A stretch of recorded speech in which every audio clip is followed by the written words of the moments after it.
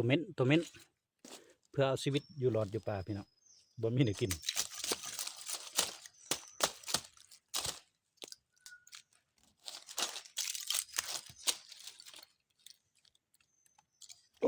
ว้าย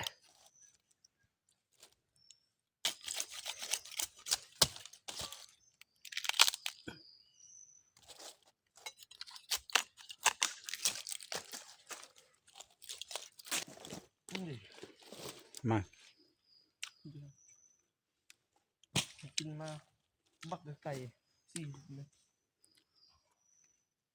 หอยเลยบ่ได้ผลงานลูกชายยิงงอกคนเขาบ่คือก็ฮอกบ่ทันพี่น้องมากินไว้เพื่อเอาชีวิตอยู่รอดอยู่ป่า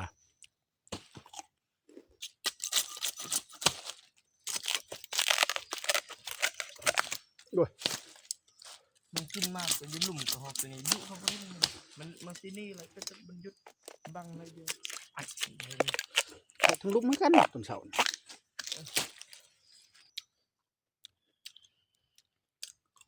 งะบ่สวยบ่มีน้ำอยู่ป่ามือบ่ได้ล้างสิได้กินข้าวแบบนี้แหละพี่น้อง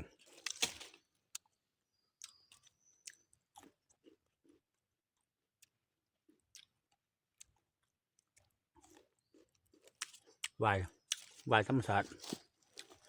นี่แหละประมาณพี่น้องเมื่อยจะกินแก้วเนี่ยปิ้งนกจักหน่อยได้กับกระหอก จะไม่ได้ไปจอบบ่อนกคอยันเป็น10